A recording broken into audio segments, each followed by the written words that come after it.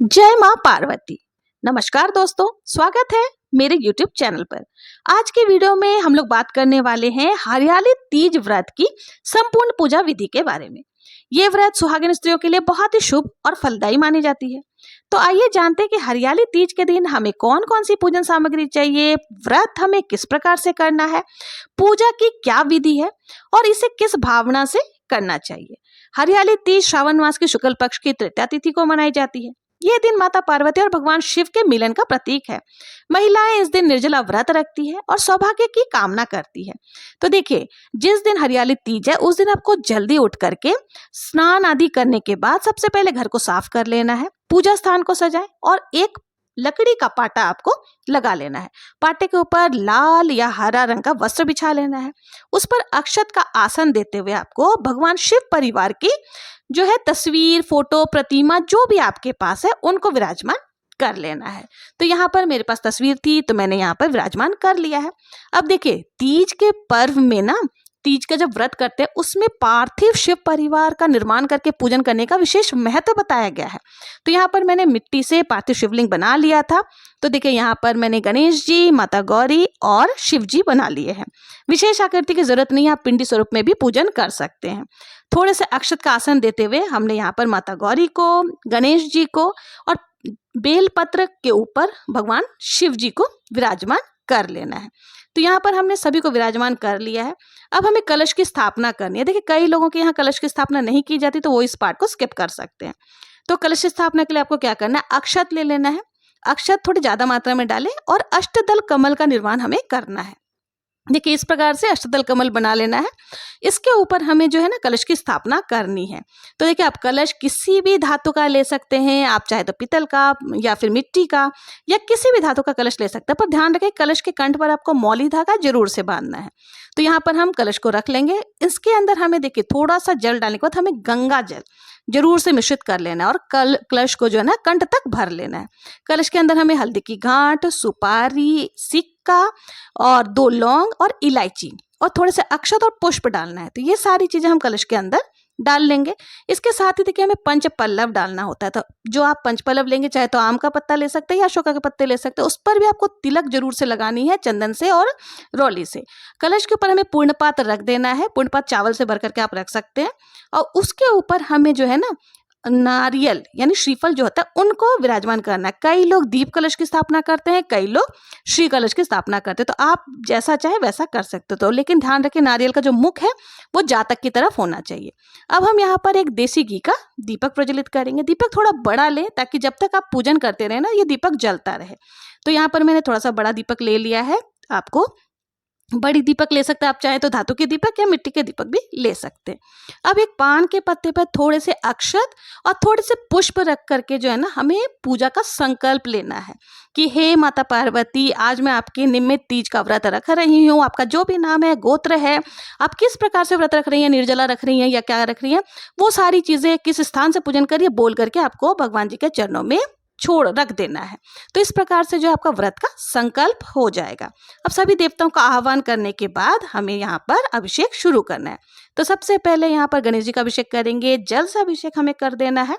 उसके बाद हमें देखिए दूध, दही, घी, शक्कर और शहद मिलाकर पंचामृत बना ले। तो यहाँ पर हमने पंचामृत से अभिषेक कर देना है और फिर वापस से एक बार हमें जल से अभिषेक करना है। कुल मिलाकर 3 बार हम अभिषेक यहाँ पर कर लेंगे। अभिषेक करने के बाद देखिए, जो हमने तस्वीर ली है यानी कि प्रतिमा ली है, या आप लोग अगर मूर्ति आदि लेंगे तो उनको भी भावपूर्ण आपको स्नान जरूर से कराना है। तो यहाँ पर गंगा जल लेकर के भावपूर्ण स्नान करवा लेंगे पुष्प की सहायता से। अब यहाँ सभी को हमने स्नान करा लिया है। अब हमें सभी को तिलक लगाना है। तो यहाँ पर शिव जी को, माता पार्वती को, सभी को हमें तिलक लगा देना है। और देखिए, वस्त्र की भावना से हमें सभी को कलावा समर्पित करना। अगर आपके पास जनेऊ है तो आप जनेऊ समर्पित कर सकते हैं।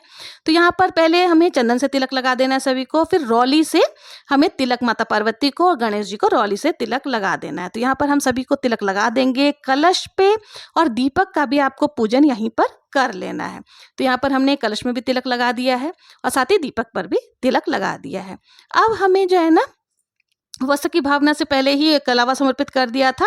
तो यहाँ पर भगवान शिव की जो तस्वीर है उन्हें भी हमें कलावा समर्पित कर देना है। साथ ही जनेऊ अगर आपके पास है ना तो आप गणेश जी को और शिव जी को, इन दोनों को हमें जनेऊ समर्पित कर देना है। तो यहाँ हमने सभी को वस्त्र की भावना से सब कुछ समर्पित कर दिया है।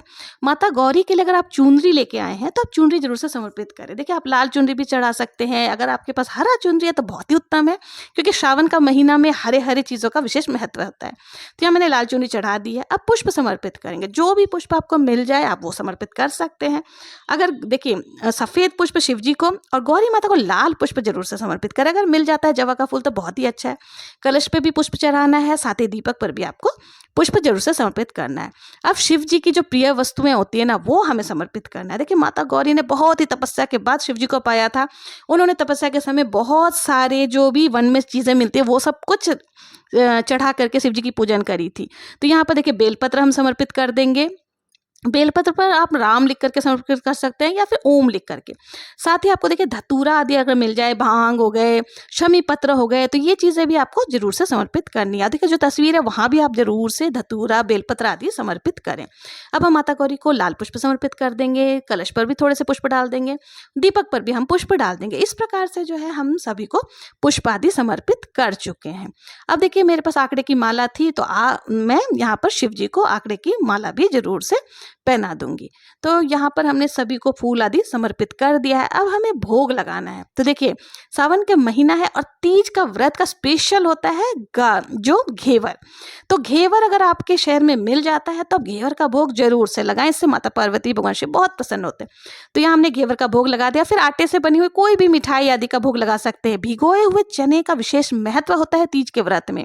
ऐसी मान्यता है कि भिगोए हुए चने जब हम समर्पित करते हैं तो इससे हमारे वंश की वृद्धि होती है। तो आप भिगोए हुए चने जरूर से समर्पित करें। इन सब के साथ ही देखिए, आप बताशा का भोग लगा सकते हैं, पंचमेवा का भोग लगा सकते हैं, ऋतु फल का भोग लगा सकते हैं। तो ऋतु फल में जो आपको मिल जाए इजीली, आम, केला, अंगूर, सेब जो भी मिल जाए वो आप उनका भोग लगा सकते हैं। भोग लगाने के बाद एक पात्र में आपको जल भी जरूर से समर्पित करनी है। अब हम यहाँ पर माता पार्वती को श्रृंगार का सामग्री समर्पित करेंगे। तो देखिए, आप चाहें तो 16 सामग्री समर्पित कर सकते हैं या फिर आप मुख्य जो चीज़ें होती है वो समर्पित कर सकते हैं।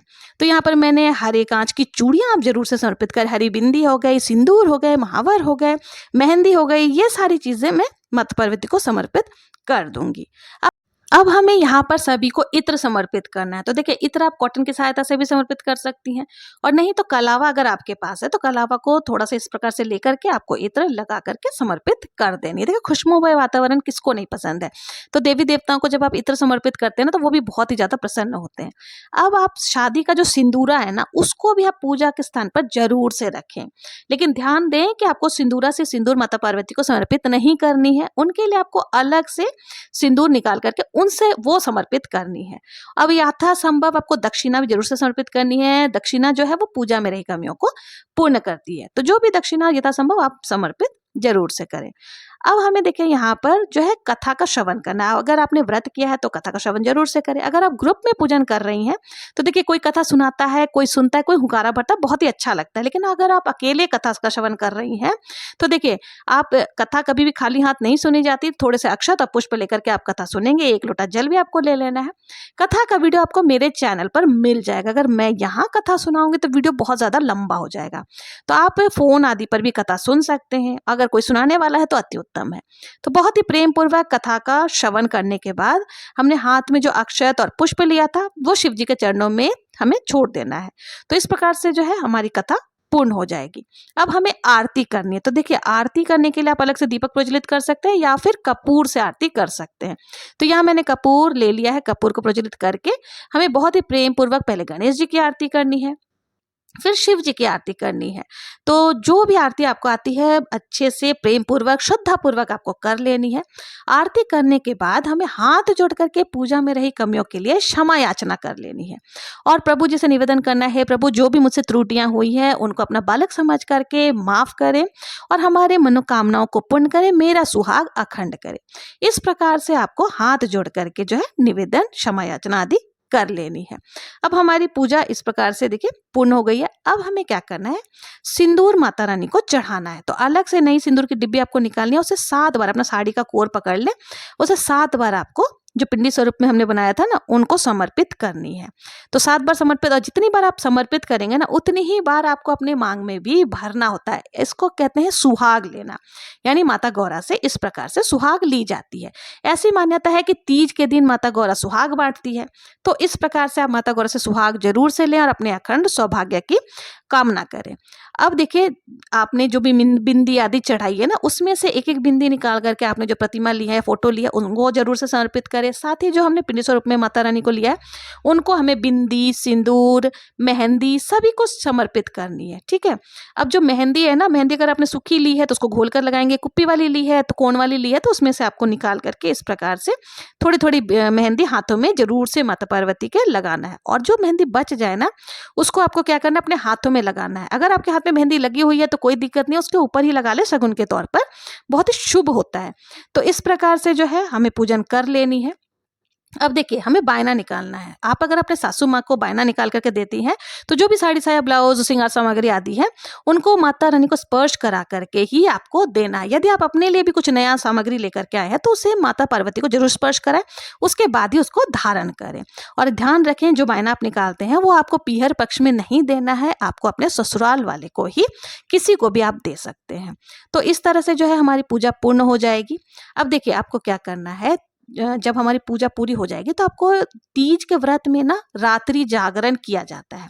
बहुत ही ज्यादा रात्रि जागरण का महत्व है, तो रात्रि जागरण आप जरूर से करें। और देखिए, जब पूजा हमारी हो जाएगी, चौकी को हल्का सा हिलाकर आपको क्या करना है, थोड़ा सा जल हाथ में लेकर के 2 बार आचमन इस प्रकार से कर लेनी है। और चौकी आपको नहीं हटानी है, चौकी हम दूसरे दिन हटाएंगे। तो इस प्रकार से आपकी जो है पूजा पूर्ण हो जाएगी। और जब आपकी पूजा हो जाएगी ना, तो आपको क्या करना है, जल का कलश जो है वो सूर्य देव को आपको अर्घ दे देना है। साथ ही जो भोग प्रसाद आपने चढ़ाया था ना, वो आप प्रसाद के रूप में घर वालों को, घर के सदस्यों को बांट सकते हैं। सिंदूरा को आपको अपने जहां आप रखती हैं वहां पर आप अपने स्थान पर रख दें, और बाकी चीजें इसी प्रकार से रहेगी, इनको हमें हिलाना।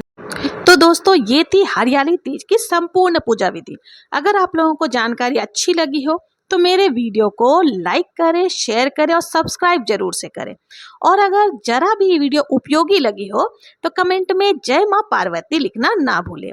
अगर आपको जानना है कि हम औरतें घर में तीज त्योहार किस प्रकार से करती हैं, तो मेरे चैनल पर बने रहें। मिलते हैं नेक्स्ट वीडियो में किसी और पूजा विधि के साथ। तब तक के लिए जय श्री कृष्णा, जय